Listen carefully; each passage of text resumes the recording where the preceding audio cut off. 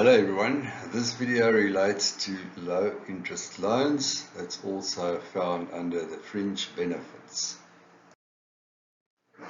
So what is a low interest loan? It's a loan from the employer to the employee.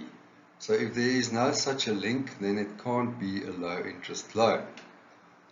So a low interest loan is exactly what it says. There is low or no interest charged on the loan to the employee. And the rate of the interest that's charged on the loan is measured against the SARS official rate. And the SARS official rate is equal to the repo rate. The repo rate is what the Reserve Bank charges to our commercial banks plus 1%. So if the repo rate, for instance, is 10%, then the official rate will be 10 plus 1 equals 11%. And it's also very important to remember that the calculation of the interest on the loans must always be in days. So we can't use months, we must use days. And we also must not confuse a low interest loan with subsidies in respective loans.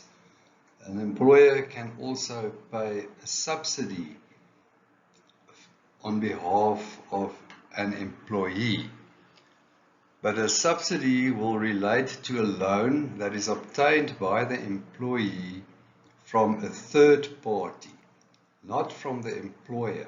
So, for instance, if an employee receives a loan from a financial institution and the employer also contributes to the financial institution on behalf of the employee, that is called a subsidy then. The employer subsidizes the employee by helping to pay back a portion of the loan, either the capital or the interest portion, or maybe a combination of both. So that is a subsidy. And we've provided the link for the SARS official rate below. So if you go click on that, you will be able to see what the official rate of interest has been for the past couple of years up to date. Now there are some exclusions. The first exclusion is casual short-term loans that's not more than 3,000 Rand. If it is more than 3,000 Rand, the whole loan is subject to the low interest loan fringe benefit. And it also must not be a regular thing, it must be irregular. And a study loan to enable the employee to study further or to study, that will also be excluded.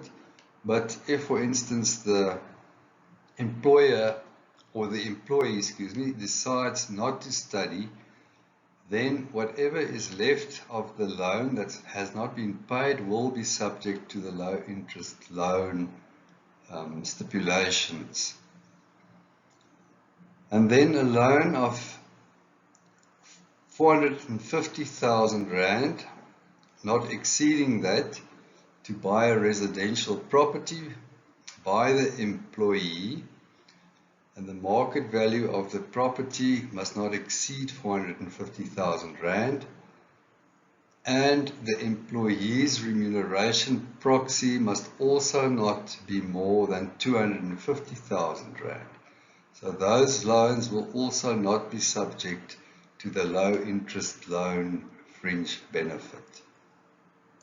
To calculate the value of the fringe benefit, we must take the difference between the SARS official rate, interest rate, and the actual interest rate that is paid on the loan, and the difference between those two multiplied with the outstanding capital, and then further multiplied with the number of days in the year that the loan was outstanding.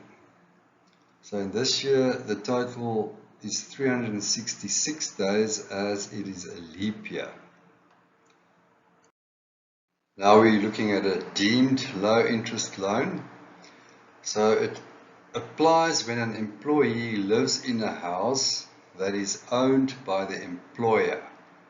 And then there's an agreement between the employer and the employee that the employee or his or her spouse or a minor child is entitled to buy that house of the employer in the future at an agreed price in the agreement.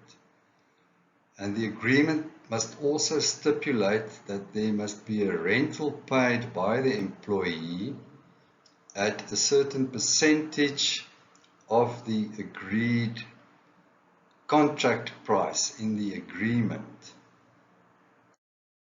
Calculating the value of this fringe benefit, it's also again the difference between the SARS official interest rate and the percentage being paid for the rent as per the contract, and that difference you multiply with the agreed purchase price in the contract and also multiply it again for the number of days during the year which the house was occupied, divided by the total of 366 days for the 2024 tax year.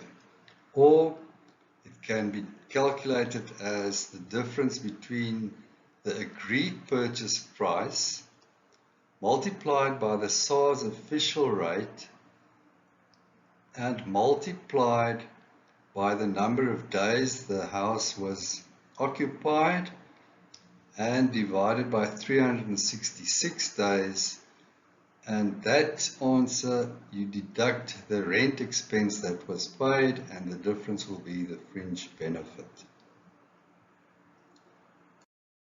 Thank you. That concludes the video on the low interest loans.